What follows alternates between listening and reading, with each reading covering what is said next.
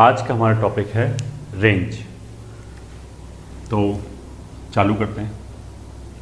सबसे पहले ये हमने ऑलरेडी जब ग्राफ्स बनवाया था उस टाइम पे लिखा दिया था कि रेंज का मतलब क्या है। Range of an expression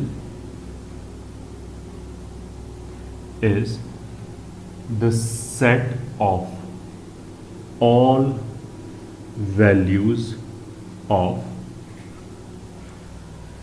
range of an expression is the set of all values of the expression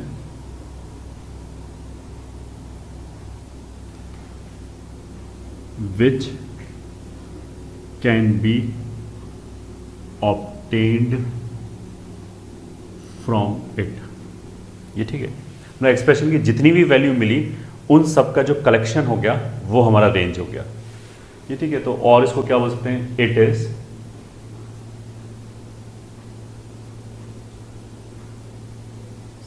set of all values of Y.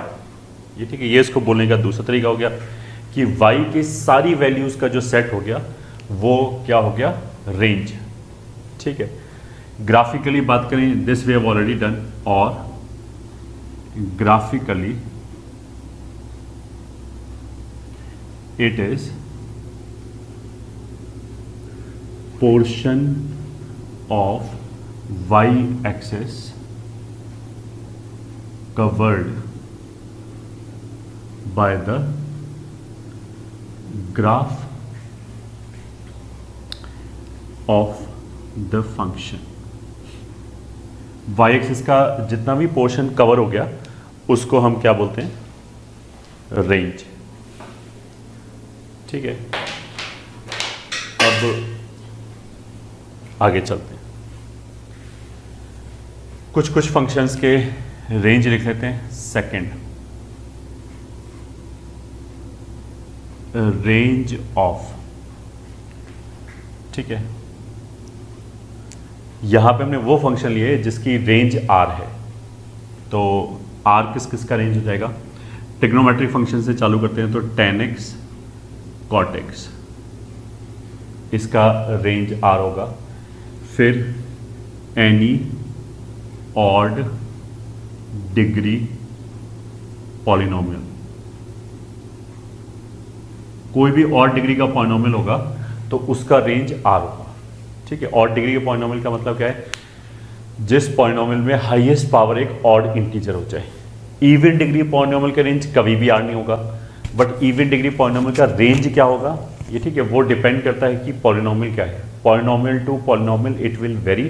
तो उसका कोई ऐसे आंसर नहीं बता सकते कि क्या होगा, बट ऑड डिग्री का पॉलिनोमियल का रेंज कितना होगा? आर। ठीक है।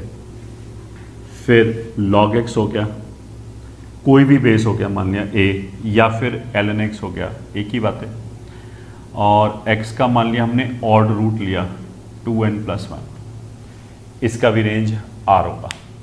ठीक है। ये जो एक्सप्रेशंस लिखे हैं इन सभी का इज r। ठीक है। Range of these is r। इन सभी एक्सप्रेशन का रेंज कितना होगा? r।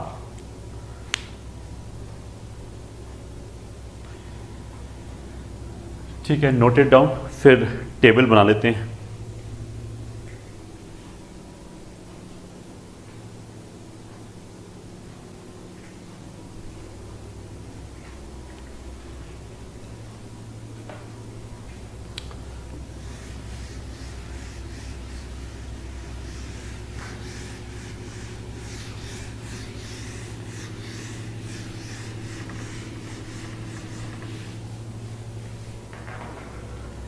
तो अगेन रेंज के लिए सीरियल नंबर,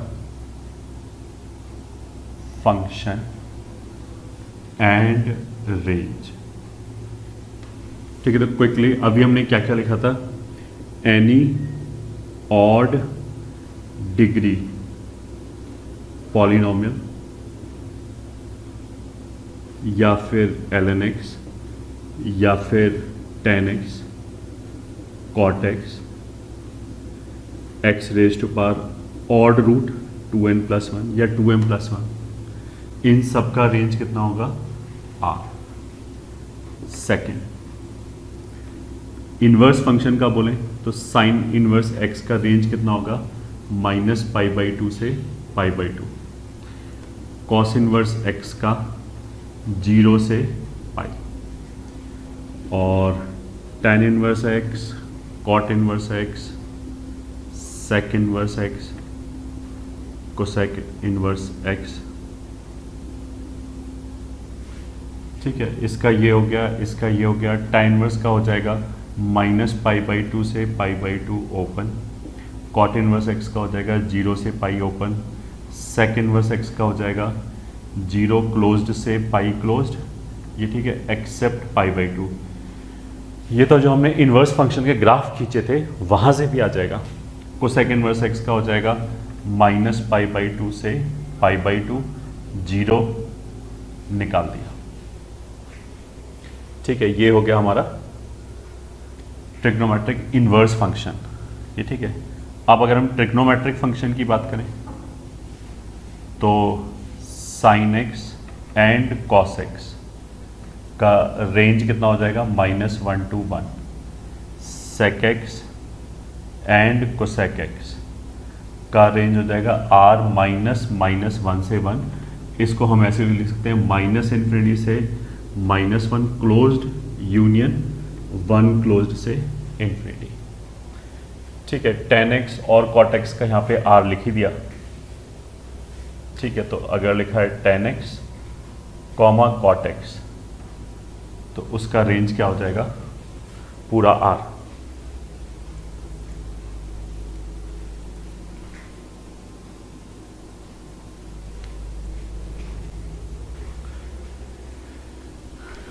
ठीक है, नोट इट डाउन।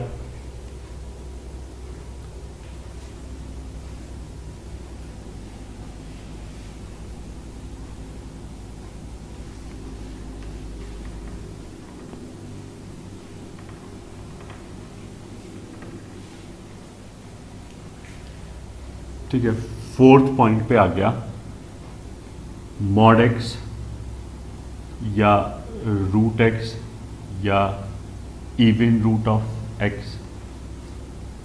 इन सब का हो जाएगा 0 से इन्फिनिटी रेंज। फंक्शन हो गया, ये उसका रेंज हो गया। ठीक है, फिफ्थ पार्ट 1/x मतलब ऑड पावर,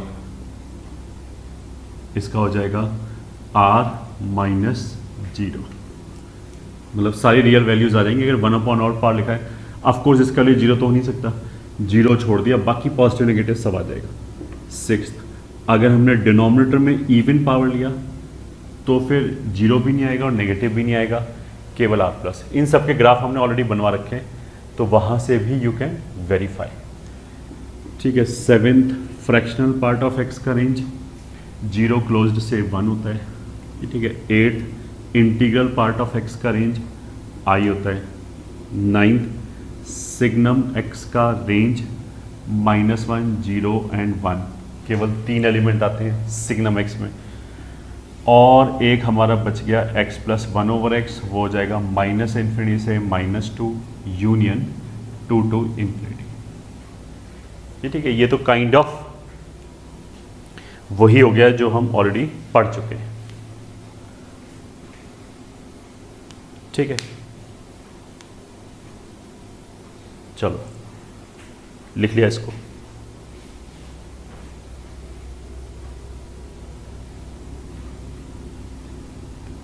रेंज जो है वो डोमेन से थोड़ा डिफ़िकल्ट है। ठीक है, डोमेन तो काफ़ी इजी था, रेंज डिफ़िकल्ट है। रेंज में भी कुछ तो प्रोसेस अभी हम समझाएंगे कि ऐसे आए तो ऐसे निकाल लिया। बाकी काफ़ी बड़े चंक के फंक्शंस की रेंज हम डेरिवेटिव से निकाल सकते हैं। वो डेरिवेटिव से जो कंप्लीट रेंज निकालना हो गया वो मैक्सिमम मिनिमा में पढ़ाया जाएगा, जो आगे चल के चैप्टर आएगा एप्लीकेशन ऑफ डेरिवेटिव्स। तो वहाँ पे भी हम ये बोल सकते हैं रेंज का 20-30% पार्ट वहाँ पे है, वो वहाँ पे पढ़ाया जाएगा। बाकी अभी हम कवर कर ही नहीं। ठीक है, नेक्स्ट पॉइंट,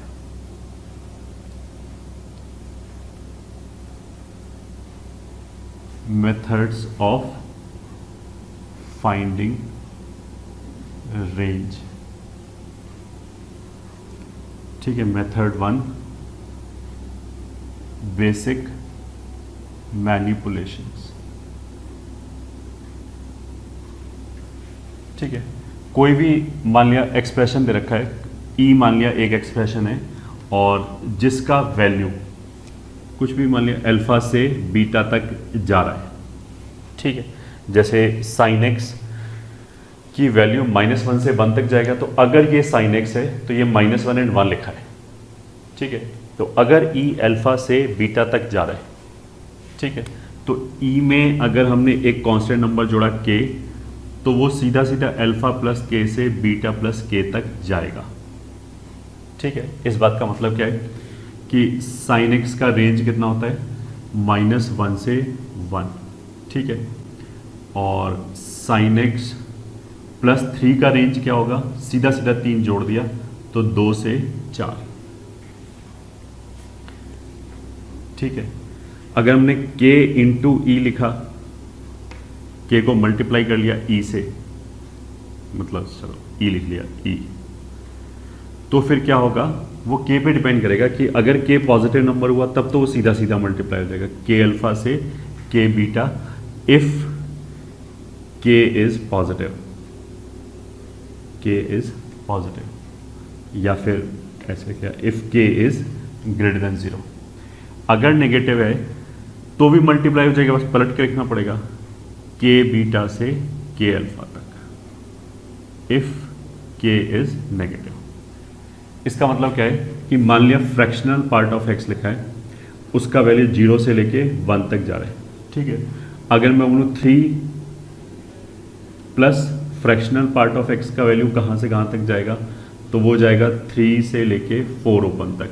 ये तो हो गया ये वाली चीज़ कि हमने एक चीज़ जोड़ दिया। ठीक है, या फिर चलो इसको ऐसे लिखते हैं, अगर मैंने नेगेटिव नंबर जोड़ दिया, मान लिया -3 जोड़ दिया, तो इट विल बिकम -3 से -2। ये भी सही है, एडिशन करने पे नहीं पलट देंगे, चाहे पॉजिटिव हो चाहे नेगेटिव हो, एज इट इज लिखा जाएगा। ठीक है, अब मान लिया हमने इसको -2 से मल्टीप्लाई किया पूरे को, फ्रैक्शनल पार्ट ऑफ x -3 को, तो अब क्या होगा, नेगेटिव से मल्टीप्लाई किया तो फ्लिप हो जाएगा, -2 into this will become 4 and -2 into this will become 6 closed, ये आएगा। ठीक है, तो यहाँ पे यही बोला गया कि अगर हमने k को मल्टीप्लाई किया नेगेटिव नंबर से तो पलट जाएगा, मल्टीप्लाई तो दोनों बार में होगा, पॉजिटिव नंबर से मल्टीप्लाई किया तो वो एज इट इज रहेगा। ठीक है, थर्ड पॉइंट, अगर हमने e का रेसिप्रोकल लिया, ठीक है, तो देखो इसमें क्या है, अगर ये दोनों है पॉजिटिव या नेगेटिव, तब तो सीधा सीधा रेसिप्रोकल ले लिया पलट के, 1 बीटा से 1 alpha, if alpha comma beta are of same sign. अगर दोनों ही पॉजिटिव हैं या दोनों ही नेगेटिव हैं, तब तो सीधा सीधा पलट लिया ऐसे करके। ठीक है, अगर इनके बीच में आ जाए 0, ठीक है, तब क्या होगा, 0 से हमने इंटरवल को अलग कर दिया, एक इंटरवल नेगेटिव हो जाएगा, एक इंटरवल पॉजिटिव हो जाएगा। नेगेटिव वाले का रेसिप्रोकल नेगेटिव होगा। ऑफ कोर्स अगर अल्फा से बीटा लिखा है, मान लिया ये -2 है, ये 5 है, -2 और 5 है, तो -2 और 5 के बीच में 0 तो आएगा ही आएगा। तो हम क्या करेंगे कि -2 से 0 वाले को अलग कर दिया, 0 से 5 वाले को अलग कर दिया, तो उसका रेसिप्रोकल क्या होगा, माइनस वाले का तो -∞ से 1 अल्फा यूनियन 1 बीटा से इन्फिनिटी। ये पॉजिटिव रेसिप्रोकल हो गया, ये नेगेटिव हो गया। कब होगा, इफ अल्फा, मतलब ऑफ कोर्स छोटी वाली वैल्यू नेगेटिव होगी, if alpha is negative and beta is positive, अगर ऐसे है तो। ठीक है, तो अगर जैसे मान लिया मैं बोलूं कि इसका रेसिप्रोकल लिया, 1 साइन एक्स प्लस 3 का वैल्यू कहाँ से कहाँ तक जाएगा, तो बिकॉज ये दोनों सेम साइन का, ये दोनों पॉजिटिव है, तो सीधा सीधा रेसिप्रोकल आ जाएगा। 4 का रेसिप्रोकल इधर आ जाएगा, 2 का रेसिप्रोकल इधर आ जाएगा, ये आ जाएगा। मतलब ये लिखने का मतलब क्या है कि 1 साइन एक्स प्लस 3 की जो वैल्यू है ये ठीक है, एक्स की हम वैल्यू रखते चले जाएं तो साइन एक्स प्लस 3 कुछ वैल्यू प्रोड्यूस करेगा, उसके जो रेसिप्रोकल की वैल्यू है वो 1/4 से 1/2 तक जाएगी। ये ठीक है, it will produce all values from 1/3 से 1/2। ऐसे ही मान लिया मैंने इसका रेसिप्रोकल लिया 1 fractional part of x minus 3, तो ये भी दोनों सेम साइन का है। सेम साइन में तो हमने क्या बोला था, सीधा पलट दो और रेसिप्रोकल ले लिया, तो इसका रेसिप्रोकल कितना हो जाएगा -12, यहाँ पे ओपन है तो यहाँ पे ओपन आ गया, इसका रेसिप्रोकल हो जाएगा -1/3 क्लोज्ड, क्योंकि यहाँ पे क्लोज लगा है। तो इस एक्सप्रेशन का वैल्यू अगर -3 से -2 तक जा रहा है तो इसके रेसिप्रोकल का वैल्यू यहाँ से यहाँ तक जाएगा। ठीक है, और मान लिया अगर हमने एग्जांपल लिया कि sin x प्लस हाफ मान लिया, तो sin x कहां से कहां तक जा रहा है, चलो पहले इसको लिख लो। ठीक है, नोट इट डाउन।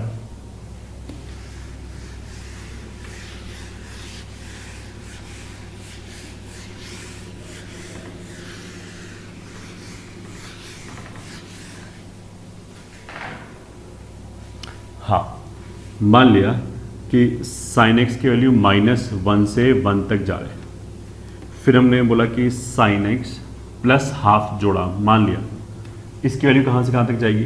तो अगर हमने कुछ ऐड किया है तो वो तो सीधा सीधा ऐड हो जाएगा इररिस्पेक्टिव ऑफ कि वो पॉजिटिव है या नेगेटिव है, चाहे वो पॉजिटिव हो चाहे नेगेटिव, वो सीधा ऐड हो जाएगा। तो ये हो जाएगा -12 से 3/2। ठीक है, अब मान लिया इसका हमने रेसिप्रोकल लिया 1 sin x प्लस हाफ, तो इसकी वैल्यू कहाँ से कहाँ तक जाएगी, इसी के लिए अभी बताया जा रहा था कि अगर देखो नेगेटिव से पॉजिटिव है तो बीच में जीरो आ रहा है, तो अगर बीच में जीरो आया तो -∞ और इन्फिनिटी तो पक्का आएगा रेसिप्रोकल लेने पे। ये ठीक है, अब ये नेगेटिव है तो इसका रेसिप्रोकल भी नेगेटिव आएगा, तो इसका जो रेसिप्रोकल है -2 वो तो हमने इधर लिख दिया, और इसका जो रेसिप्रोकल है, रेसिप्रोकल मतलब 1/2/3 वो इधर आ गया। तो इसका मतलब क्या है कि sin x प्लस हाफ की वैल्यू इस इंटरवल में आएगी, ये इसका रेंज हो गया। ठीक है, कैसे हो गया एक बार फिर सुना। देखो अगर किसी भी चीज़ का रेसिप्रोकल लेना है तो हमें दो चीज़ देखनी है कि ये दोनों सेम साइन का या डिफरेंट साइन का है। सेम साइन का मतलब क्या है कि दोनों पॉजिटिव पॉजिटिव है तो सेम साइन का हो गया, या फिर दोनों नेगेटिव नेगेटिव है तो भी सेम साइन का हो गया। सेम साइन का होने पे क्या होगा कि हम रेसिप्रोकल लेके फ्लिप कर देंगे, तो अगर ये सेम साइन का होता तो इसका रेसिप्रोकल इधर आता है, इसका इधर आ जाता, अगर होता तो, ऐसा है तो नहीं। यहाँ पे तो क्या है डिफरेंट साइन का, एक नेगेटिव एक पॉजिटिव है। ऑफ कोर्स पहले वाला ही नेगेटिव होगा क्योंकि छोटे से बड़े वैल्यू की तरफ लिखते हैं। अगर एक नेगेटिव और एक पॉजिटिव है तो उस इंटरवल के बीच में जीरो आ रहा होगा, ये ठीक है। अब उस जीरो का रेसिप्रोकल तो डिफाइन होगा नहीं, ठीक है, तो उसको तो हमने छोड़ दिया। वो तो बेसिकली क्या होगा, इसके डोमेन में से निकल जाएगा वो वाले वैल्यू जहां पे भी ये जीरो हो रहा होगा। और बाकी हमने क्या किया कि अगर जीरो बीच में है तो -∞ प्लस ∞ लिख लो, इसका रेसिप्रोकल इसके साथ लिख दो, इसका रेसिप्रोकल इसके साथ लिख दो, ठीक है। तो अगर मान लिया कोई भी एक्सप्रेशन है f(x + 2) मान लिया, और उसका वैल्यू -7 से 1 तक जा रहा है, मान लिया ऐसे, तो 1/f(x + 2) की वैल्यू कहाँ से कहाँ तक जाएगी, इसके बीच में जीरो आया क्या, हाँ, अगर जीरो आया तो -∞ से इसका रेसिप्रोकल -1/7 इसके साथ, यहाँ पे क्लोज है तो यहाँ पे क्लोज लगा दिया, यूनियन 1 का रेसिप्रोकल 1 और इन्फिनिटी, इस पे ओपन है तो इस पे ओपन, तो ये रेंज आ जाएगा, ठीक है।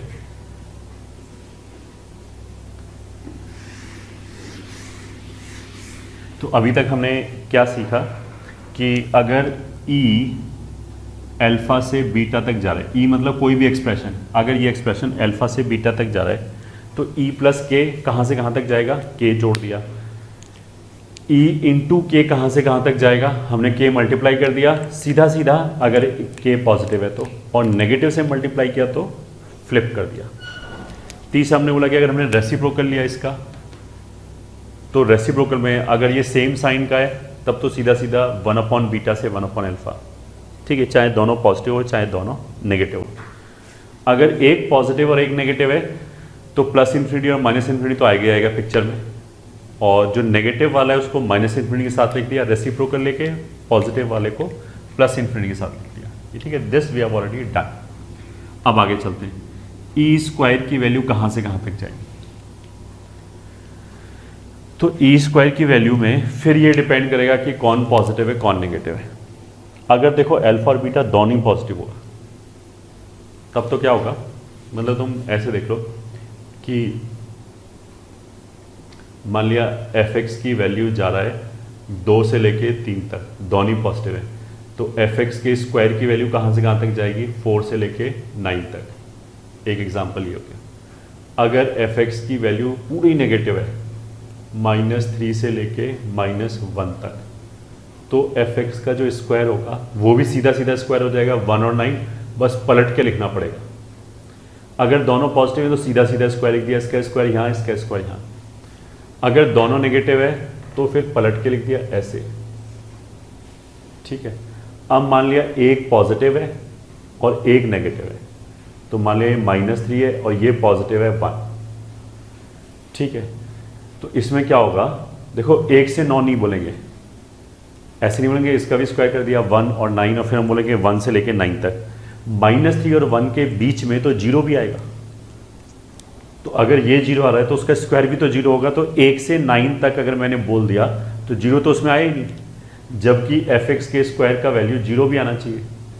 तो इसमें क्या होगा कि 0 से शुरू होगा और यहाँ पे इन दोनों में से जिसका भी स्क्वायर बड़ा है वो लिख दिया, तो इस केस में तो इसका स्क्वायर बड़ा है 9, तो 0 से 9 तक आएगा, ठीक है। इसको ऐसे ही बोल सकते हैं कि -3 से 1 जो लिखा है उसके बीच में 0 आएगा, तो -3 से 0 तक का स्क्वायर 0 से 9 तक आया, इसका स्क्वायर 0 से 1 तक आया, तो 0 से 9 तक भी वैल्यू आ रहा है, 0 से 1 तक भी वैल्यू आ रहा है, तो नेट वैल्यू कितना आया 0 से 9, हैंस दिस।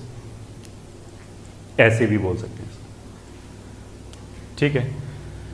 तो ई स्क्वायर की जो वैल्यू है वो डिपेंड करेगा कि दोनों पॉजिटिव हैं दोनों नेगेटिव हैं या बीच में 0 है, तो इसलिए इसके आंसर क्या क्या आ सकते हैं, या तो सीधा सीधा alpha square beta square if alpha comma beta both are positive, या फिर beta square comma alpha square if alpha comma beta both are negative, ये ठीक है, या फिर 0 से अल्फा स्क्वायर इफ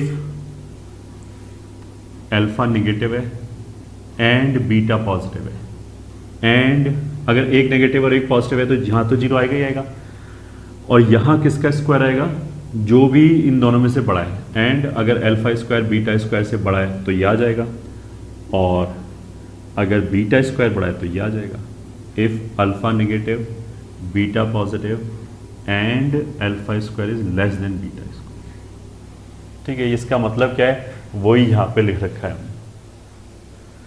ठीक है। अगर समझने में दिक्कत है तो अगेन पॉज करके यू कैन राइट, ठीक है। अब नेक्स्ट चीज क्या आती है, रूट ई। रूट ई कहाँ से कहाँ तक जाएगा, अगर ये दोनों पॉजिटिव हैं तो सीधा सीधा रूट लगा दिया, root alpha root beta if alpha and beta both are positive. अगर दोनों पॉजिटिव हैं तो सीधा सीधा रूट लगा दिया।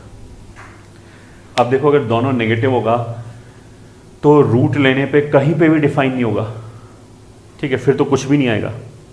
अगर मान लिया एक नेगेटिव है एक पॉजिटिव है, ये नेगेटिव और ये एक पॉजिटिव है, ठीक है, जैसे ये इसका रूट लिया तो -3 से 0 तक तो अनडिफाइन होगा, तो वहाँ तक तो कोई वैल्यू प्रोड्यूस नहीं होगी। जो 0 से 1 तक है उन वैल्यूज़ का रूट लेने पे 0 से 1 तक आ जाएगा। तो अगर दोनों पॉजिटिव हैं तो सीधा सीधा रूट ले लिया, अगर इनके बीच में 0 है तो 0 से लेके रूट बीटा तक आ जाएगा if alpha is negative and beta is positive,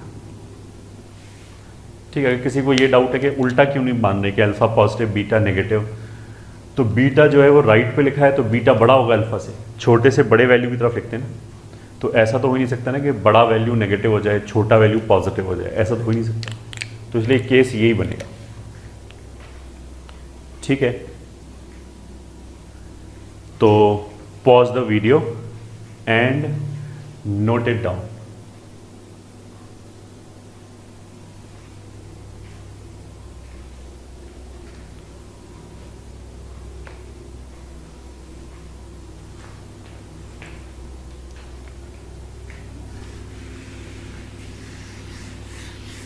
इस वाले मेथड से रेंज कब निकालेंगे, कैसे पता लगेगा ये मेथड लगाना है? अगर वेरिएबल टर्म जो भी क्वेश्चन में दे रखा है उसको अगर हम एक जगह ला पाए, केवल एक ही जगह वेरिएबल टर्म दिखाई देना चाहिए, एक से ज़्यादा जगह नहीं, तो फिर हम इससे रेंज निकाल सकते हैं। ठीक है, कैसे? Question find range of followings.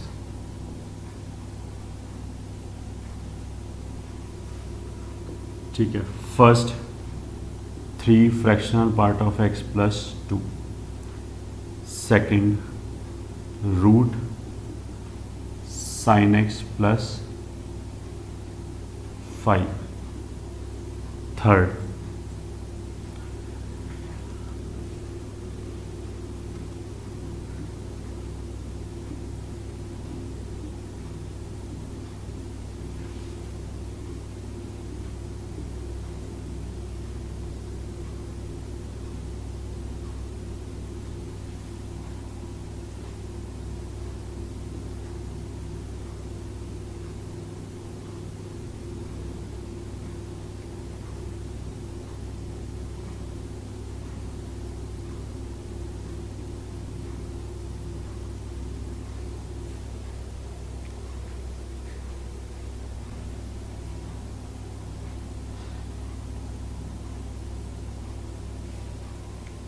इनकी रेंज निकालनी।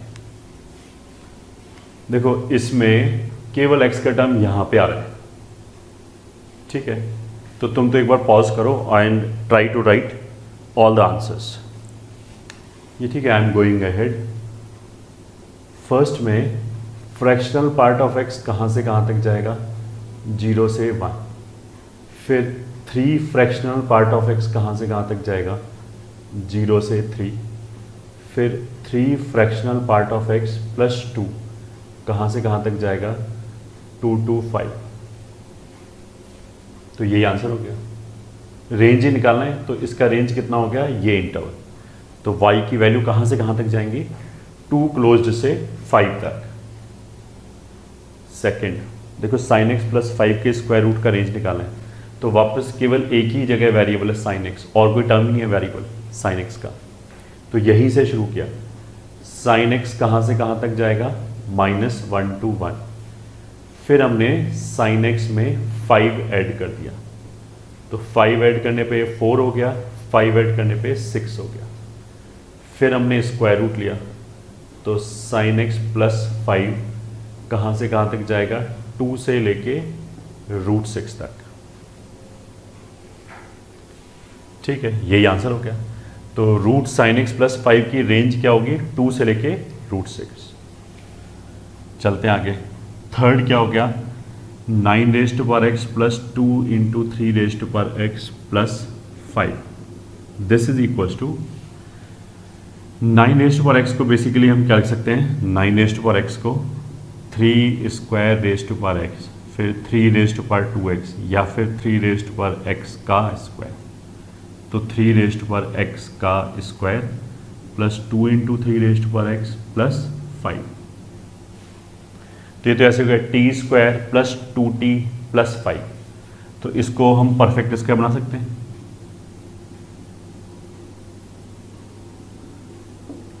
प्लस 4। अच्छा, अभी हमने क्या बोला था कि फर्स्ट मेथड से रेंज कब निकलेगा? इस मेथड से रेंज कब निकलेगा? जब वेरिएबल टर्म एक ही जगह आ रहा हो। तो इसमें तो एक जगह नहीं आ रहा है, यहाँ पे भी आ रहा है, यहाँ पे भी आ रहा है। ये 3 रेज़ टू पावर x है, ये दूसरा टर्म हो गया x का, ये भी x का टर्म है, ये भी x का टर्म है। तो डायरेक्टली तो आंसर नहीं बता सकते, ठीक है, बट हम इसको परफेक्ट स्क्वायर बना के इस फॉर्मेट में ले आए। तो अब जो है ये केवल एक ही जगह वेरिएबल आ रहा है और कहीं नहीं आ रहा। तो अब ये फर्स्ट वाला मेथड लगा के हम रेंज बता सकते हैं। तो 3x का रेंज क्या होता है, ये ठीक है। 3x का जो ग्राफ है, a⁴x का ग्राफ ऐसे बनता है अगर बेस 1 से बड़ा है, तो ये 1 हो गया। तो ये ग्राफ y एक्सिस पे कितना कवर करेगा, ये तो देखो 0 तक जा रहा है, तो 0 से लेके इन्फिनिटी तक। अच्छा, 0 की तरफ जा रहा है बट 0 कभी पहुंचेगा नहीं, तो इस ग्राफ ने y एक्सिस पे कितना कवर किया, ओपन 0 से इन्फिनिटी। फिर इसमें हमने 3x में 1 जोड़ा, तो 1 से इन्फिनिटी। फिर हमने 3x प्लस 1 को स्क्वायर किया, तो फिर 1 से इन्फिनिटी। एंड लास्ट में 4 जोड़ दिया, तो 3x प्लस 1 का होल स्क्वायर प्लस 4 कहाँ से कहाँ तक जाएगा, 5 से इन्फिनिटी। ये आंसर हो गया, ठीक है। तो अगेन नोट इट डाउन।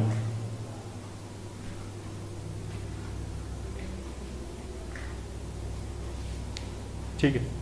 अच्छा, कुछ बच्चों के दिमाग में ऐसे आ रहा होगा कि जैसे मान लिया इसका रेंज निकालना है, तो फिर वो बोले कि sin x की वैल्यू -1 होती है और 1 होती है, तो एक बार -1 रखा, एक बार 1 रखा, आंसर आ गया। ऐसे नहीं करेंगे, हम ऐसे नहीं कर सकते कि जो भी एक्सप्रेशन की एक्सट्रीम वैल्यूज आए उनको सीधा सीधा रख के आंसर बता दें, क्योंकि उसमें फिर क्या होगा, कहीं कहीं तो मैच कर जाएगा हमारा आंसर तुक्के से, और बहुत सारी जगह मैच नहीं करेगा।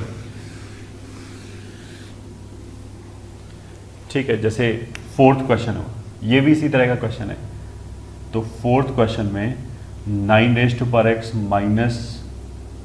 -7, तो इसको फिर लिख लिया 3x का स्क्वायर -2 × 3x, ऐसे लिख लें, ये ठीक है। वैसा करने से परफेक्ट स्क्वायर बन गया 3x -1 का होल स्क्वायर -8। ठीक है, फिर वैसे ही शुरू किया, 3x कहाँ से कहाँ तक जाएगा, 0 से इन्फिनिटी, उसमें से 1 घटा दिया, तो -1 से इन्फिनिटी। अब इसका स्क्वायरिंग किया, स्क्वायरिंग करते समय मैंने बोला था कि ये देखेंगे बीच में 0 है या नहीं है, तो -1 से इन्फिनिटी के बीच में तो 0 आएगा, तो ये तो 0 हो गया। और यहाँ हमने बोला था कि पॉजिटिव वाले नंबर का स्क्वायर किया और नेगेटिव वाले का स्क्वायर किया, जो भी बड़ा होगा वो आएगा, तो ऑफ कोर्स ये इन्फिनिटी तक जाएगा इसमें। ठीक है, ये इतने पार्ट का रेंज आ गया। अब इसमें से 8 सब्ट्रैक्ट किया, तो 3x -1 का होल स्क्वायर -8 कहाँ से कहाँ तक जाएगा, -8 टू इन्फिनिटी। ठीक है, ये आंसर है।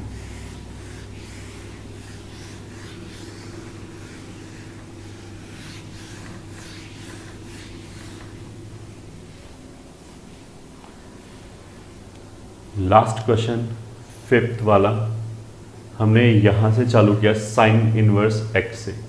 तो sin इनवर्स x का रेंज कितना होता है, -π/2 से π/2। ठीक है, फिर 2/π, ये 2/π चाहिए, तो इससे मल्टीप्लाई किया, sin inverse x belongs to 2/π से मल्टीप्लाई किया, तो -1 से 1, इतना पार्ट जनरेट हो गया। फिर इसमें 2 जोड़ा, तो 2/π × sin इनवर्स x प्लस 2, ये कहाँ से कहाँ तक जाएगा, 1 से 3 तक, यह आ गया। अब इसका रेसिप्रोकल लिया, 2/π sin inverse x plus 2। Reciprocal लेने में हमें क्या हुआ था कि अगर ये पूरा पॉजिटिव हो या नेगेटिव हो, तब तो सीधा सीधा पलट के रेसिप्रोकल ले लिया, और अगर बीच में 0 आ जाए तो रिकॉल करो, हमने बोला था -∞ या +∞ तो आएगा ही आएगा। नेगेटिव वाले का रेसिप्रोकल नेगेटिव में लिख दिया, पॉजिटिव वाले का पॉजिटिव, तो यहाँ तो ये पूरा पॉजिटिव ही है, तो यहाँ तो सीधा सीधा हो जाएगा 3 का रेसिप्रोकल इधर और इस 1 का रेसिप्रोकल 1 इधर, यही आंसर हो गया। ठीक है, यही आंसर हो गया। तो pause the video and note it down.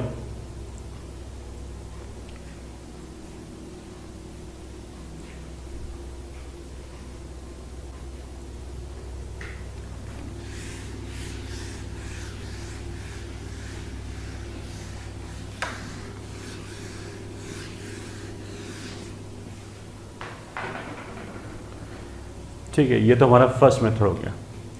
अच्छा, कुछ मेथड बेसिकली हमें 11th में पढ़े होंगे।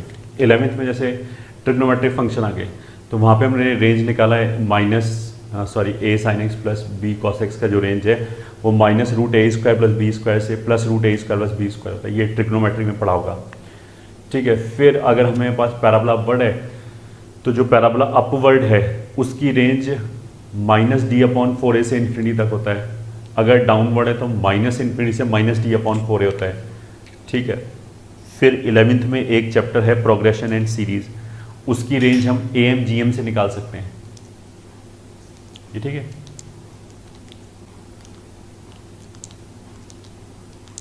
प्रोग्रेशन एंड सीरीज में कुछ क्वेश्चन की रेंज हम am/gm से निकाल सकते हैं। अब वो पूरे में अपने आप में एक टॉपिक है।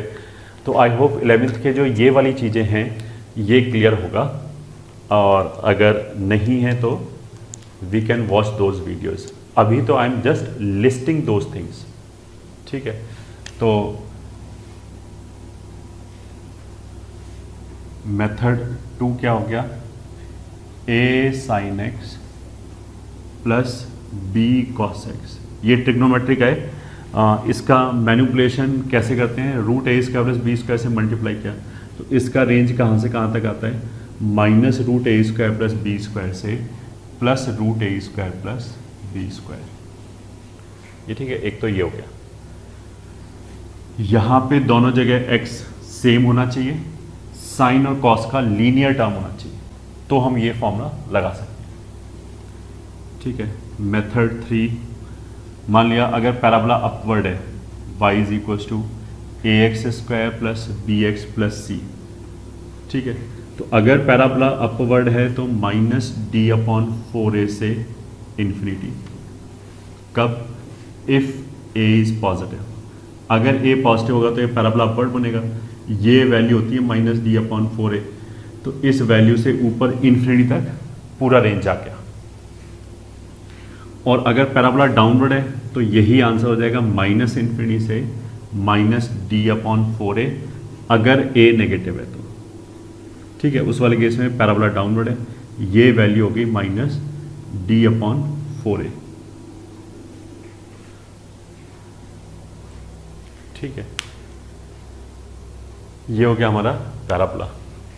मेथड 4, अगर देखो लीनियर अपॉन लीनियर है, ax plus b upon cx plus d। ये ठीक है, मतलब y बराबर लीनियर अपॉन लीनियर। अब ये ऐसा नहीं होना चाहिए कि ऊपर नीचे कैंसिल हो जाए, मतलब कि a/c should not be equals to b/d। अगर ऐसा होगा, मतलब a/c अगर b/d के बराबर नहीं है तो ये कैंसिल नहीं होगा। अगर ऊपर नीचे से x ही कैंसिल हो जाए फिर तो कांस्टेंट बच जाएगा, कि मतलब ये इसका ट्वाइस हो जाए तो हाफ बच जाएगा। इसकी जो रेंज है वो कितनी होगी, r माइनस ये a/c छोड़ दिया, बस a/c। ठीक है, we are rushing through it because ये देखो तुमने 11th में किया होगा, ये भी 11th में, ये भी 11th में, मतलब ये नहीं किया तो अब बता दिया। ये तो बेसिकली हाइपरबोला से भी बोल सकते हैं, ये नहीं किया तो कोई दिक्कत नहीं है। ठीक है, इसमें तो कुछ है ही नहीं, लीनियर अपॉन लीनियर है। इसका जो ग्राफ बनता है वो बेसिकली रेक्टेंगुलर हाइपरबोला बनता है। तो अगर कोनिक सेक्शन नहीं पता है तो वो रेक्टेंगुलर हाइपरबोला आगे चल के पढ़ाया जाएगा। तो अभी तो बस केवल इतना याद कर सकते हैं कि सारी रियल वैल्यूज मिल जाएंगी, बस x का जो कोफिशिएंट है उनका जो रेशो आएगा a/c वो छोड़ दिया। ये ठीक है, वो क्यों नहीं मिलेगा वो अभी आगे जब हम लिमिट्स वगैरह पढ़ेंगे then you will be able to understand कि वो वैल्यू क्यों छूट गया। ठीक है, ये हो गया। फिर आगे चलते हैं।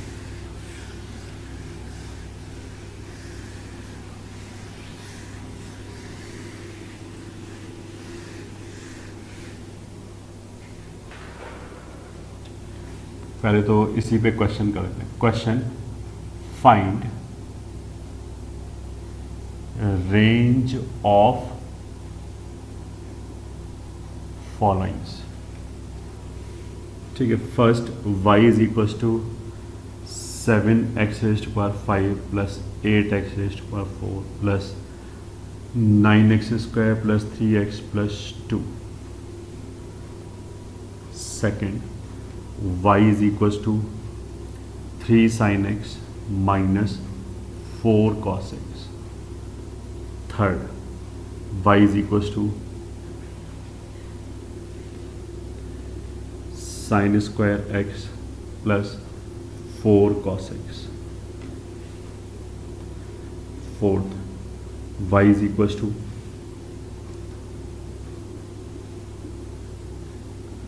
sin 2x plus 2 cos square x plus 5.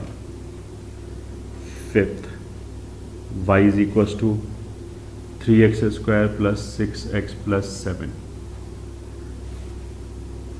Sixth y is equals to 8x minus x square minus 3.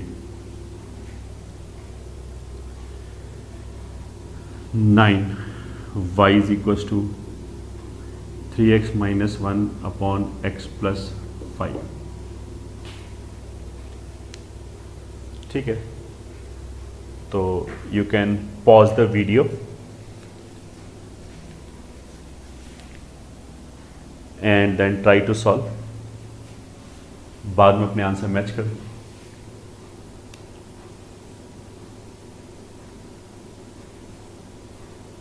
तो आंसर में first part range will be r. ठीक है, सीधा सीधा कुछ भी करने की जरूरत नहीं है. रेंज क्यों r हो गया? क्योंकि ऑड डिग्री पॉलिनोमियल है, इसमें हाईएस्ट पावर 5 है विच इज ऑड. तो odd degree polynomial as odd degree polynomial.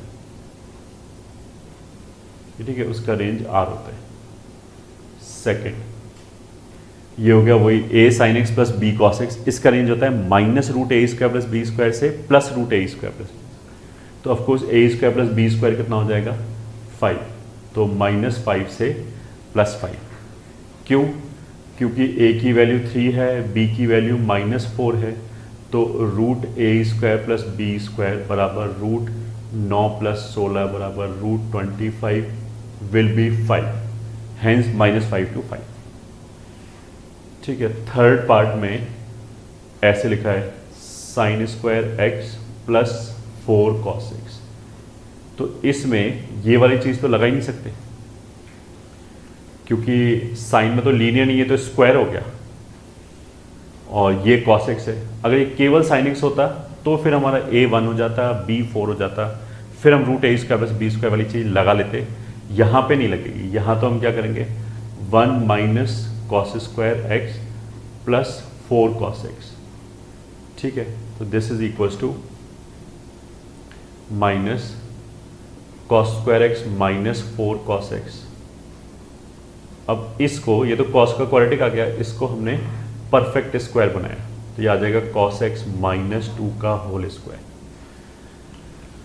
तो जब इसको स्क्वायरिंग करेंगे तो इसका स्क्वायर ये आ जाएगा, twice of this into this ये आ जाएगा. माइनस का 4 मतलब यहाँ से तो 4 आएगा, वो इससे माइनस से मल्टीप्लाई होके -4 एक्स्ट्रा बचेगा. तो उसको नलीफाई करने के लिए, उसको हटाने के लिए +4 करना पड़ेगा.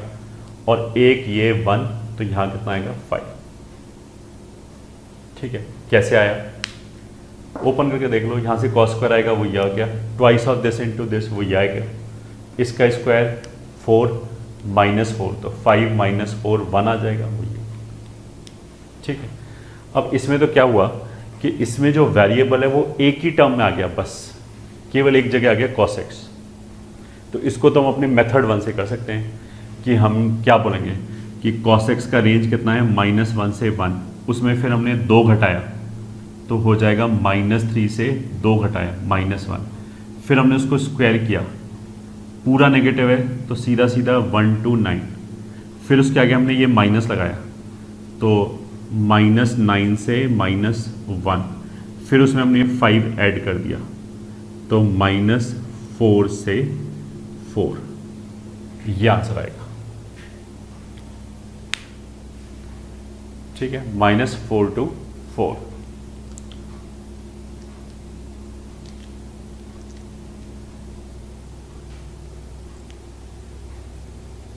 सो this was third question. Fourth question में क्या है, sine 2x plus 2 cos square x plus 5। देखो डायरेक्टली तो ये वाली चीज़ नहीं लगेगी, क्योंकि ये वाली चीज़ लगाने के लिए साइन और कॉस दोनों लीनियर होने चाहिए। तो यहाँ पे क्या है, साइन तो चलो लीनियर है, ये क्वाड्रेटिक है, ठीक है। तो हम जो 2 कॉस स्क्वायर x है इसको ऐसे लिख सकते हैं cos 2x, यहाँ पे हमने किया -1 + 1 + 6, ऐसे कर सकते हैं, ठीक है। cos 2x का फॉर्मूला लगा दिया। 2 cos स्क्वायर x कितना होता है, 1 + cos 2x, तो cos 2x + 1, तो 5 + 1 = 6। अब केवल इतना पार्ट जो है ये तो a sin x + b cos x जैसी चीज़ हो गई। अच्छा, यहाँ पे अगर x की जगह 2x लिखा है तो चलेगा, बस अगर यहाँ 2x लिखा है तो यहाँ पे भी 2x ही होना चाहिए, तो वो तो है, तो उसकी वजह से कोई दिक्कत नहीं है, ठीक है। तो अब केवल जो इतना पार्ट है sin 2x + cos 2x, इसका रेंज आएगा -√2 से √2, केवल इतना पार्ट। और जो +6 होगा वो हमने सारी वैल्यूज में जोड़ दिया, तो -√2 + 6 से √2 + 6, ये आ गया आंसर, ठीक है।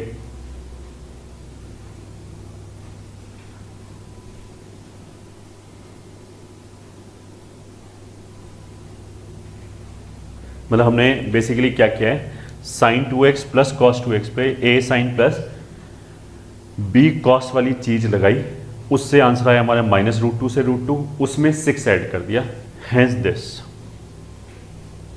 ठीक है। तो pause the video and note it down.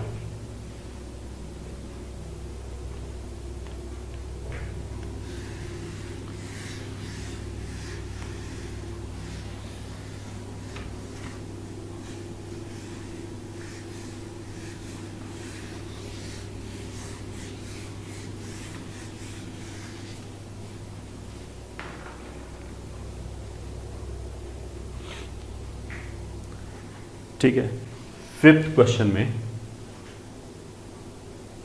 में सिंपली क्वाड्रेटिक है, 3x² + 6x + 7 और पैराबोला अपवर्ड है, तो रेंज क्या हो जाएगा, -d/4a से इंफिनिटी, ठीक है। अब a इसमें 3 है, b 6 है, c 7 है, तो d कितना हो जाएगा, b² - 4ac, तो 4ac, तो दिस इज 36 -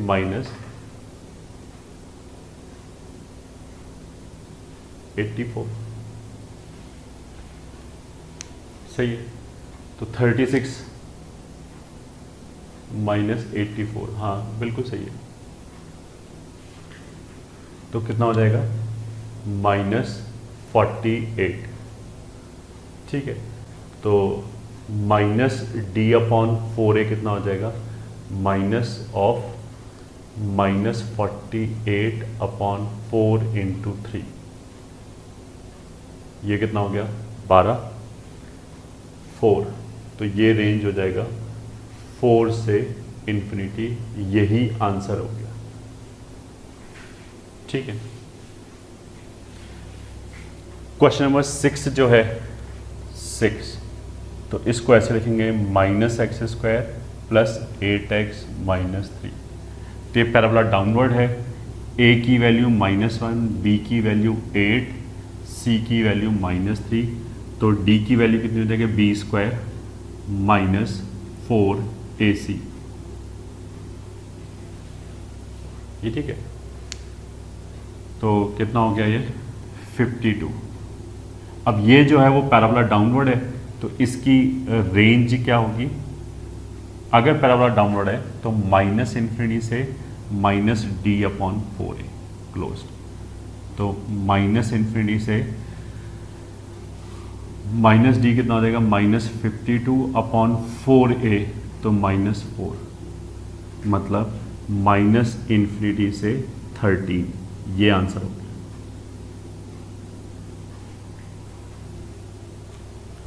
ठीक है,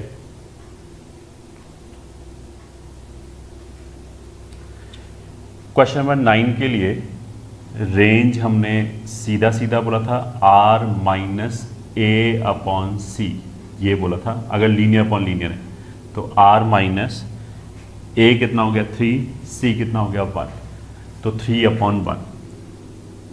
इसका मतलब क्या है कि ये function will produce every real value.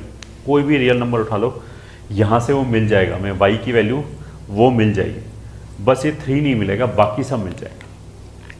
ठीक है, y बराबर 3 नहीं आएगा, बाकी सब आ जाएगा। तो pause the video and note it down.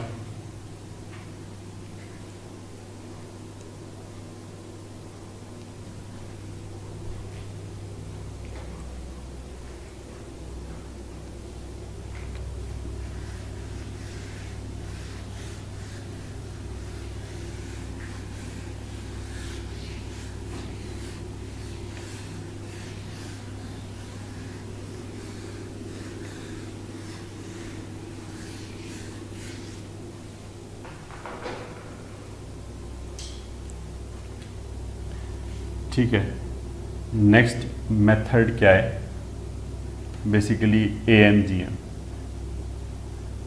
ठीक है, AMGM डिटेल में तो प्रोग्रेशन इन सीरीज में पढ़ाया गया था ये, ठीक है, 11th में। तो अभी तो हम बिल्कुल बेसिक सा बताएंगे ताकि कुछ क्वेश्चन हो जाए। For positive numbers A, B, ठीक है, माने दो पॉजिटिव नंबर दे रखा है A और B, उनका जो AM होगा A+B/2, that is always greater than equals to उनका GM √AB। सही है। अब हम बोलेंगे ऐसा क्यों हो रहा है, तो दो नंबर के लिए A और B के लिए तो हम क्या कर सकते हैं, इसको इधर ले जाओ 2 को, फिर इसको इधर ले आओ, तो √A - √B का होल स्क्वायर आ जाएगा। अब होल स्क्वायर तो हमेशा ग्रेटर देन इक्वल्स टू 0 होता है, तो वहाँ से इसको प्रूव कर सकते हैं। ठीक है, ठीक है, वैसे भी प्रूव करने की जरूरत नहीं, क्योंकि 3 नंबर के लिए 4 नंबर के लिए जो प्रूफ आएगा, ये तो 2 नंबर के लिए तो परफेक्ट स्क्वायर बना के हो जाएगा, 3 नंबर के लिए जो प्रूफ आएगा वो इतना आसान नहीं हो, काफ़ी कॉम्प्लिकेटेड है। तो वो तो हम भूल गए, बस ये रिजल्ट याद कर लिया कि A+B/2 will be greater than equals to 2√AB, मतलब A+B/2 will be greater than equals to √AB। इसी को ऐसे लिख सकते हैं A+B is greater than equals to 2√AB। ठीक है, मतलब दो क्वांटिटी का सम प्रोवाइडेड वो पॉजिटिव होना चाहिए, will be greater than equals to 2 into उन्हीं के स्क्वायर रूट का प्रोडक्ट, या उन्हीं के प्रोडक्ट का स्क्वायर रूट। ठीक है, अगर 3 क्वांटिटी दे रखा है फॉर 3 पॉजिटिव नंबर्स, ठीक है, अगर नंबर 3 दे रखे हैं पॉजिटिव A, B, C, तो फिर 3 का AM यह आ जाएगा A+B/C is greater than equals to A into B into C की पावर 1/3। ठीक है, तो फिर रिजल्ट ये हो जाएगा, या इसको हम लिख सकते हैं A+B+C is greater than equals to 3 into ABC का क्यूब रूट। ठीक है, अब इसे रेंज कैसे निकल आएगा, रेंज कैसे निकलेगा, तो होपफुली क्या हो रहा होगा कि ये एक्सप्रेशन ऑफ x होगा। ठीक है, यहाँ पे जो x वाला टर्म है वो कैंसिल हो रहा होगा। ठीक है, मतलब यहाँ पे कट पिट के कांस्टेंट आ जाना चाहिए, तभी वो रेंज वाला मेथड वर्क करेगा। क्या मतलब है इसका, ये पॉइंट्स टू रिमेंबर। 1, AMGM लगाने के लिए ये, ठीक है, for AMGM numbers must be positive। ठीक है, पहला तो ये हो गया कि AMGM से आंसर निकालने के लिए नंबर पॉजिटिव ही होने चाहिए और कुछ नहीं होना चाहिए। जब पॉजिटिव होगा तभी लगा सकते हैं। Second, if product of variable term is constant,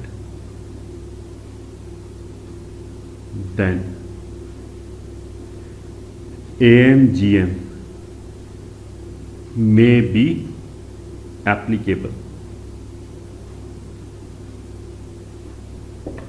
ठीक है, मे बी मतलब एप्लीकेबल का मतलब क्या कि हो सकता है कि AMGM लग के फिर रिजल्ट आ रहा हो, ये ठीक है रेंज है, कुछ जरूरी नहीं है कि सारे क्वेश्चन AMGM से ही हो जाएंगे ऑफ कोर्स। तो AMGM किसी क्वेश्चन में लगेगा, इस बात की हिंट हमें कहाँ से मिलेगी वही बताया जा रहा है। ठीक है, कि पहली बात तो जिन भी नंबर्स के ऊपर हम AMGM लगाने वो पॉजिटिव होने चाहिए, पहली बात। दूसरी बात कि अगर नंबर और उसका वेरिएबल मतलब नंबर और उसका जो भी वेरिएबल टर्म है, मतलब समथिंग लाइक अगर मान लिया एक टर्म x² है और दूसरा 4/x² है, तो ये नंबर हो गया, इसका रेसिप्रोकल टाइप हो गया। तो जब इनको मल्टीप्लाई करेंगे तो वेरिएबल पार्ट खत्म हो जाएगा, कांस्टेंट बचेगा। तो इस तरह के टर्म्स में हमें हिंट लग जाएगा कि शायद AMGM काम कर जाए। ठीक है, तो फिर उसके बाद उसको चेक करेंगे। ऐसे ही मान लिया tan² लिखा है प्लस 4 cot² लिखा है, तो ये भी एक दूसरे का रेसिप्रोकल टाइप है। तो इस तरह के एक्सप्रेशन की रेंज निकालने के लिए भी हो सकता है AMGM लग रहा हो, बस ये बताया गया। ठीक है, तीसरा इंपॉर्टेंट चीज क्या है, टू गिव मिनिमम और मैक्सिमम वैल्यू यूजिंग AMGM। ये ठीक है, AMGM से मिनिमम या मैक्सिमम वैल्यू देने के लिए वी मस्ट हैव AM बराबर GM, AM और GM बराबर होना चाहिए, which would imply numbers should be equal. ठीक है, मतलब हमने क्या बोला कि ये जो AM है ये या तो GM से बड़ा होगा या बराबर होगा, ये पक्की बात है। अगर ABC पॉजिटिव नंबर है तो ये वाला जो चीज़ है वो इससे बड़ा होगा या बराबर होगा, दिस इज़ फॉर श्योर। ठीक है, बट बराबर कब होगा, तो वही बताया जा रहा है कि ये इसके बराबर होने का मतलब क्या है कि AM और GM बराबर हो गया, और वो केवल जब होगा जब ये तीनों नंबर बराबर हो जाए, मतलब A बराबर B बराबर C आ जाए, तभी ये तीनों बराबर होगा। ठीक है, तो यहाँ पे यही बोला गया है। मतलब हमने इफेक्टिवली क्या बोला कि मान लिया यहाँ पे कुछ x का टर्म लिखा है, ये ठीक है, और राइट हैंड साइड पे कांस्टेंट आ गया, मान लिया 5, मान लिया। ठीक है, तो fx greater than equal to 5 का मतलब क्या है कि या तो fx 5 के बराबर होगा या फिर fx 5 से बड़ा होगा। ठीक है, या तो fx 5 के बराबर होगा या फिर fx 5 से बड़ा होगा। अब fx 5 के बराबर होगा मतलब हम इसको बोलें fx 5 या 5 से बड़ा होगा, तो मतलब fx की मिनिमम वैल्यू कितनी होगी, 5। ठीक है, ये बात बोलने से पहले मेरे को ये इंश्योर करना पड़ेगा कि 5 हो भी सकती है या नहीं हो सकती, और वो कब होगी, अगर हमने इन नंबरों पे AMGM लगाया। यहाँ पे तो हमने ABC पे तो AMGM लगाया, तो A, B और C तीनों इक्वल होने चाहिए, तभी वो बराबर हो सकता है। अगर मान लिया A, B और C तीनों का वैल्यू मान लिया 5, 5, 5 हो गया, देन ओनली इसके AM का वैल्यू भी 5 होगा एंड GM का वैल्यू भी 5 होगा। उसी केस में AM और GM बराबर होगा। अगर एक भी नंबर डिफर कर गया, एक भी नंबर अलग आ गया, तो AM GM में AM ही बढ़ाएगा।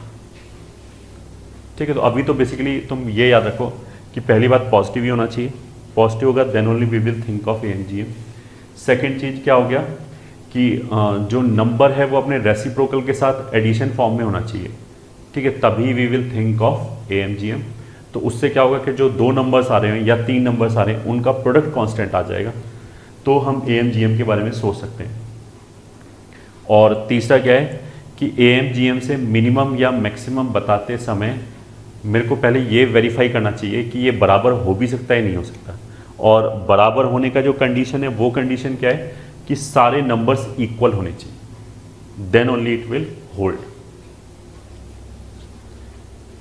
ठीक है, तो pause it and note it down.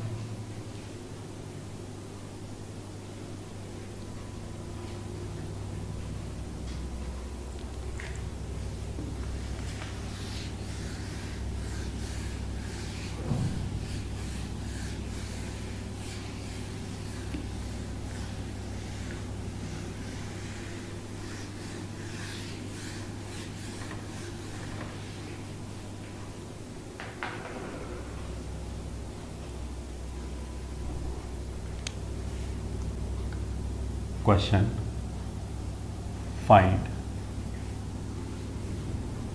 range of first part fx बराबर x square plus 9 upon x square. Second part fx बराबर 4 tan square x plus 9 cot square x. ठीक है, तो सॉल्यूशन फर्स्ट पार्ट में fx को क्या बोला हुआ है, x square plus 9 by x square. अब x square plus 9 by x square में क्या है, देखो एक्स स्क्वायर इसकी वजह से जीरो नहीं हो सकता क्योंकि डिनोमिनेटर में एक्स स्क्वायर है। दूसरा उसके बाद एक्स पॉजिटिव नेगेटिव कुछ भी हो एक्स, बट ये x square and 9 upon x square ये दोनों हमेशा पॉजिटिव ही होगा, ये ठीक है। प्लस इन दोनों का जो प्रोडक्ट है वो कांस्टेंट है, ठीक है।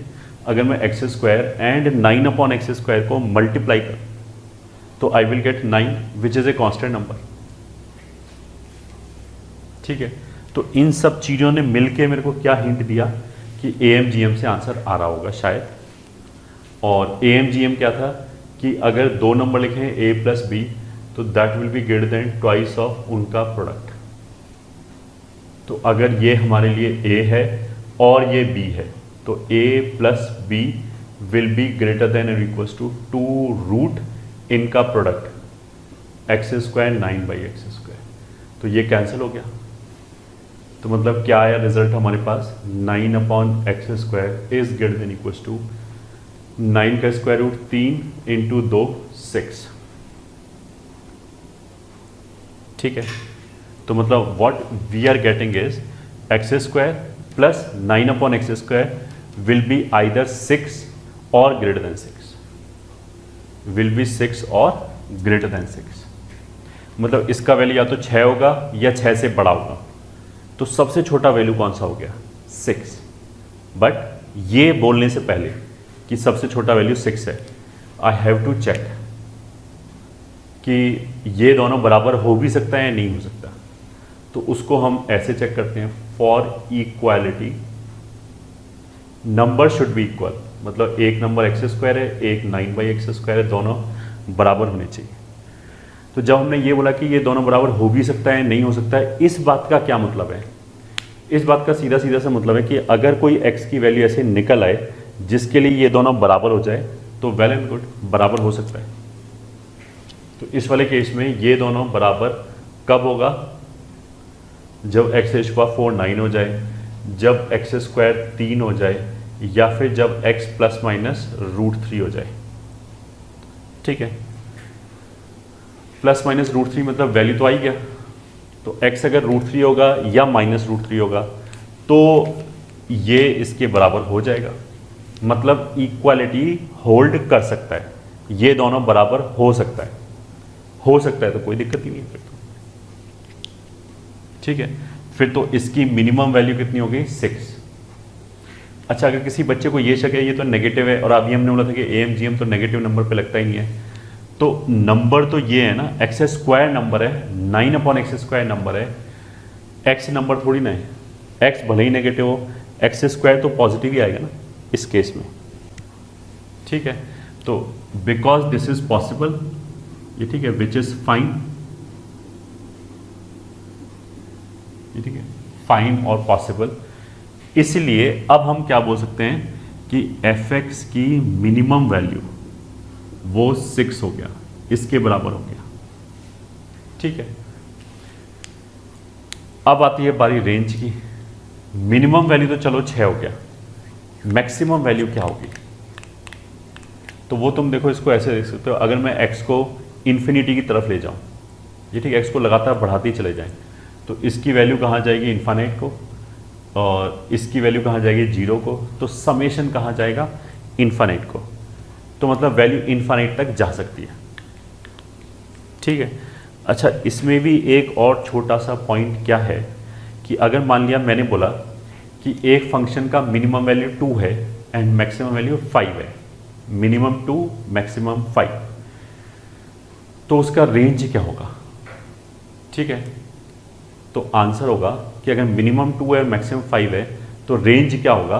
तो आंसर इज नहीं बता सकते, ये ठीक है। आंसर हम 2 to 5 नहीं बताएंगे, 2 to 5 नहीं बोलेंगे। क्यों नहीं बोलेंगे? क्योंकि हो सकता है बीच में कोई वैल्यू नहीं मिल रहा हो। जैसे फॉर एग्जांपल हमने बोला कि जो सिग्नम फंक्शन होता है उसकी मिनिमम वैल्यू -1 होती है, सही बात है, -1 से छोटा हो ही नहीं सकता। मैक्सिमम वैल्यू 1 होती है, ये बात भी सही है, बट रेंज क्या होता है?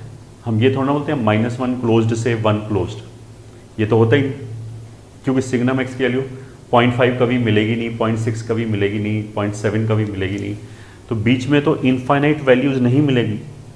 अगर मैंने क्लोज्ड इंटरवल लगा के ये बता दिया कि रेंज -1 से 1 है, अगर मैंने ये बोल दिया कि रेंज -1 क्लोज्ड से 1 क्लोज्ड है, तो इफेक्टिवली मैंने ये मान लिया कि सारी वैल्यू बीच की आ जाएंगी, बट ऐसा तो नहीं है, ठीक है। ध्यान से सोचो हमने क्या बोला। हमने ये बोला कि अगर एक फंक्शन की मैं तुम्हें मिनिमम वैल्यू बता दूं कि इतनी है और मैक्सिमम वैल्यू बता दें तो उससे रेंज नहीं निकलेगा, ये ठीक है। बट अगर मैं ये बता दूं कि ये फंक्शन कॉन्टिन्यूस भी है, मतलब मिनिमम वैल्यू 2 है, मैक्सिमम वैल्यू 5 है एंड फंक्शन कॉन्टिन्यूस है। कॉन्टिन्यूस का मतलब क्या है कि कॉन्टिन्यूटी तो एज ए चैप्टर सेपरेटली बाद में पढ़ाया जाएगा, अभी तो हम बस केवल मोटा मोटा इंग्लिश वाला जो कॉन्टिन्यूटी है ना, उससे हम ये समझ सकते हैं, ठीक है, कि कॉन्टिन्यूस का मतलब क्या है कि ब्रेक नहीं आना चाहिए, ठीक है।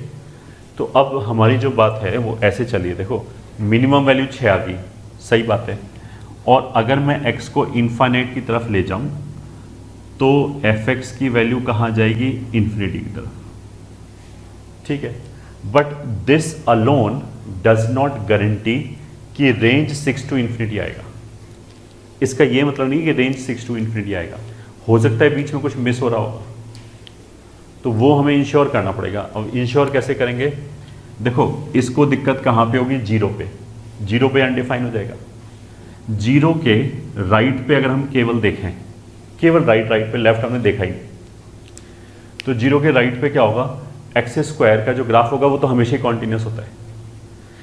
9/x² का जो ग्राफ होगा वो कुछ ऐसे बनेगा, ये ठीक है, ये हमने बताया था ग्राफ्स में। 1/x²2n का जो ग्राफ है वो ऐसे बनेगा, 9 से मल्टीप्लाई करोगे ऐसे ही रहेगा, स्केलिंग चेंज होगा, केवल ग्राफ तो देखने में ऐसे ही रहेगा। तो 0 के आगे आगे तो ये भी कॉन्टिन्यूस है, तो 0 के आगे ये भी कॉन्टिन्यूस, ये भी कॉन्टिन्यूस, तो इनका सम भी कॉन्टिन्यूस है, ठीक है।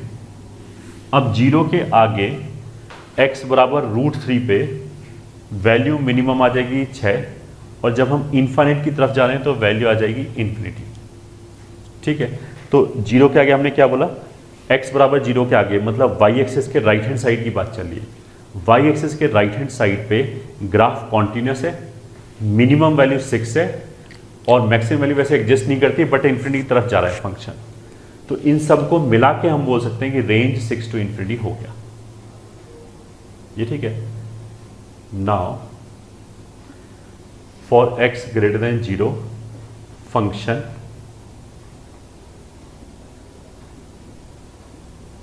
is continuous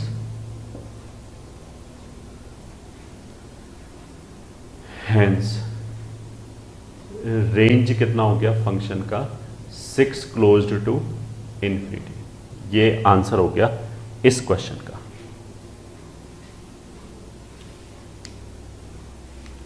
ठीक है, तो नोटेड डाउन।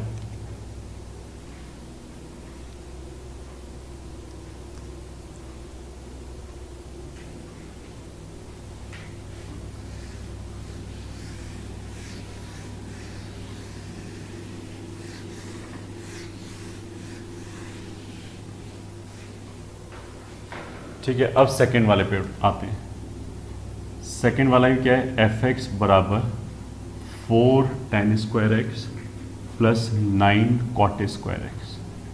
तो अगेन ये ए का काम कर रहा है पॉजिटिव है, ये बी का काम कर रहा है पॉजिटिव है, और tan स्क्वायर और cot स्क्वायर को मल्टीप्लाई करेंगे कांस्टेंट आ जाएगा।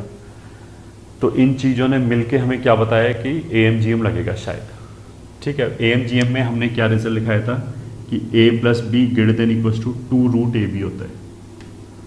तो अगर ये a है और ये b है तो इस greater than equals to 2 root a b 4 tan square x into 9 cot square x.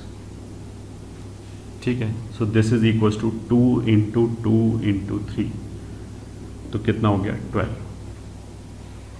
मतलब क्या रिजल्ट आ गया, 4 tan square x plus 9 cot square x greater than equals to 12। ठीक है, अब देखो tan स्क्वायर जो है उसके ग्राफ में तो बहुत ब्रेक आते हैं। जो tan स्क्वायर का ग्राफ आता है, मतलब जो tan x का ग्राफ आता है, वो तो हर π/2 के ऑड मल्टीपल पे डिसकॉन्टिन्यूस हो जाएगा। cot भी 0 पे डिसकॉन्टिन्यूस, पाई पे डिसकॉन्टिन्यूस, वो भी बहुत जगह डिसकॉन्टिन्यूस होगा। ठीक है, तो हमने क्या किया, ऐसा इंटरवल लिया जिसमें दोनों को कोई दिक्कत ना हो। ठीक है, तो हमने क्या किया, टेक x बिलोंग्स टू 0 से π/2। ठीक है, 0 पे तो क्या होगा, cot अनडिफाइन हो जाएगा, तो इसलिए हमने 0 पे ओपन लगा दिया। और π/2 पे क्या होगा, tan अनडिफाइन हो जाएगा, इसलिए हमने π/2 पे भी ओपन लगा दिया। अगर हम 0 से π/2 तक जाएं तो ये भी कॉन्टिन्यूस रहेगा, ये भी कॉन्टिन्यूस रहेगा। तो इस इंटरवल में कोई दिक्कत नहीं है इनको, ये ठीक है, दोनों का ग्राफ कॉन्टिन्यूस ही आएगा। तो बस अगर मिनिमम मैक्सिमम वैल्यू निकाल लें तो काम हो जाएगा। ठीक है, अब दिस प्लस दिस या तो 12 है या उससे बड़ा है, तो मिनिमम वैल्यू 12 हो सकती है, वो वेरीफाई करनी पड़ेगी। वेरीफाई कैसे करते हैं, वापस जिन भी नंबर्स के ऊपर AMGM लगाए वो बराबर होने चाहिए। फिर वही story, for equality 4 tan square x बराबर 9 cot square x. cot square को इधर लेंगे, 4 को इधर लेंगे, तो ये आ जाएगा tan स्क्वायर एक्स का स्क्वायर बराबर 9/4। cot स्क्वायर इधर जाके डिनोमिनेटर में cot स्क्वायर आएगा और फिर वो न्यूमरेटर में tan स्क्वायर आएगा। तो ये हो गया tan स्क्वायर एक्स बराबर 3/2 या फिर tan x बराबर प्लस माइनस √3/2। सही है, तो tan x का जो रेंज है वो तो r होता है, तो r के अंदर तो ये वाली वैल्यू आ जाएगी, तो कोई दिक्कत नहीं। उसका मतलब क्या है, this implies which is possible. ये ठीक, अगर ये मान लिया sin x की वैल्यू आ जाती तो 3/2 तो 1 से बड़ा होगा, उसका स्क्वायर रूट लेंगे तो भी 1 से बड़ा होता। तो अगर यहाँ tan x की बजाय मान लिया sin x होता तो फिर ये पॉसिबल नहीं होता। बट tan x की रेंज तो r होती है, वो तो पॉसिबल है, तो विच इज पॉसिबल। ठीक है, पॉसिबल बोलने से क्या हो गया कि fx, ये fx ही लिखा हुआ है, इसी को fx बोल रखा है कि मिनिमम वैल्यू कितनी हो गई, 12, पहली बात। दूसरा, अगर हम x को 0 की तरफ ले जाएं, अच्छा x को 0 तो रख नहीं सकते क्योंकि cot अनडिफाइन हो जाएगा, बट अगर हम धीरे धीरे x को 0 की तरफ ले जाएं तो tan x जो है वो 0 की तरफ जाएगा, cot x जो है वो इन्फाइनाइट की तरफ जाएगा, तो fx कहाँ जाएगा फिर, इन्फाइनाइट की तरफ। ठीक है, तो 0 से π/2 में मिनिमम वैल्यू ये मिल जाएगी 12, 0 की तरफ जाने पे वैल्यू इन्फाइनाइट को जा रहा है, और इसमें फंक्शन कॉन्टिन्यूस है। ये ठीक है, in this interval function is continuous, मतलब कोई वैल्यू छूटेगी नहीं। तो इन तीनों चीज़ों को मिला के हमारा रेंज क्या आ जाएगा, 12 क्लोज्ड से इंफिनिटी। ये आ जाएगी हमारी फाइनल रेंज।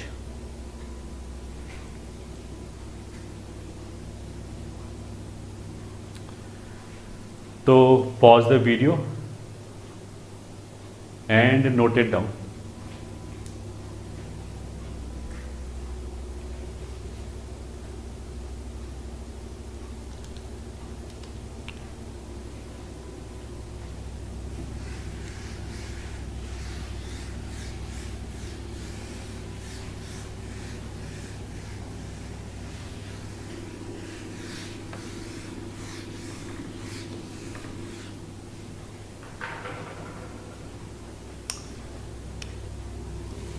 ठीक है, एक तो जो अभी हमने बोला था नोट, इफ एफ एक्स की minimum value is K1 and f x की maximum value is K2, then minimum value K1 है, मैक्सिमम वैल्यू K2 है, then we cannot say that range of fx is K1 से K2, ऐसे नहीं बोल सकते। ये बोलने के लिए हमें क्या चाहिए होगा, कॉन्टिन्यूटी। ये ठीक है, K1 से K2 रेंज होगा, ये डायरेक्टली बोल सकते हैं। मिनिमम से मैक्सिमम डायरेक्टली बोल सकते हैं अगर हमें ये पता हो कि फंक्शन कॉन्टिन्यूस है। ठीक है, but if it is given that function is continuous, continuous का मतलब कोई ब्रेक नहीं, then range can be given as K1 closed से K2 closed। तो फिर हम रेंज K1 closed से K2 closed दे सकते हैं। ठीक है, अगर हमें ये पता है कि फंक्शन कॉन्टिन्यूस है तो। ठीक है, दूसरा क्या है कि मान लिया कोई भी एक्सप्रेशन लिखा है और उस एक्सप्रेशन में केवल साइन एक्स आ रहा है। ठीक है, मतलब साइन एक्स क्यूब ऐसे ही plus 4 sine x upon sine x minus 1 plus 3, कुछ ऐसे लिखा है, केवल साइन एक्स का टर्म आ रहा है और कुछ नहीं आ रहा। उस फंक्शन का रेंज निकालने के लिए हम ऐसे नहीं कर सकते कि एक बार साइन एक्स माइनस 1 रख दें, एक बार प्लस 1 रख दें, फिर आंसर निकाल लें। बिल्कुल गलत हो गया। ठीक है, जैसे फॉर एग्जाम्पल मान लिया मैं फंक्शन ले लूँ साइन स्क्वायर एक्स, फंक्शन ही ले लें साइन स्क्वायर एक्स। अब उसमें एक बार प्लस 1 रखो, एक बार माइनस 1 रखो, दोनों बार 1 ही आएगा। तो उसका मतलब ये थोड़ा हो गया कि साइन स्क्वायर एक्स की जो रेंज है वो 1 से 1 तक हो गई। ठीक है, तो क्या बोला हमने, ये note, if an expression contains a function fx and it only, ये बोलने का मतलब क्या है कि उस एक्सप्रेशन के अंदर केवल fx आ रहा है और कोई टर्म नहीं आ रहा है, मतलब gx vx कुछ नहीं आ रहा है, केवल fx वाला टर्म है। ये ठीक है, then to find range of the expression, ये ठीक है, to find the range of the expression we should not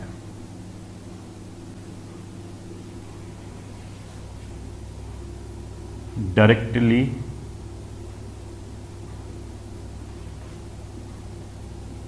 substitute minimum and maximum values of fx। ठीक है, मतलब हमें ऐसे नहीं करना चाहिए कि अगर मेरे को रेंज निकालना है किसी भी एक्सप्रेशन का और उस एक्सप्रेशन में मान लिया sin x आ रहा है, तो हम ऐसे नहीं कर सकते एक बार हमने sin x की वैल्यू 1 रख दिया सब जगह पे और एक बार हमने sin x की वैल्यू -1 रख दिया और फिर वो जो दो वैल्यूज़ आया उसी को ब्रैकेट में डाल के दे दिया कि ये रेंज हो गया। ऐसे नहीं कर सकते, ठीक है। क्यों नहीं कर सकते उसका मैंने एग्जांपल दिया कि sin² x लिखते हैं हम, तो sin² x की रेंज तो 0 से 1 होती है, ठीक है। अगर हम उसमें हम मिनिमम वैल्यू 1 रखें एंड फिर मैक्सिमम वैल्यू 1 रखें तो sin² x की वैल्यू तो बराबर ही आएगी ना, 1 ही आएगी, तो वहाँ से तो रेंज कुछ आई गड़बड़ हो गया। तो जो बच्चा ऐसे काम करता है उसके साथ क्या होगा कि कभी उसका आंसर मैच कर जाएगा, कभी मैच नहीं करेगा, इस तरह की चीज़ें होंगी उसके साथ, ठीक है। तो इस बात का हम जरूर ध्यान रखें।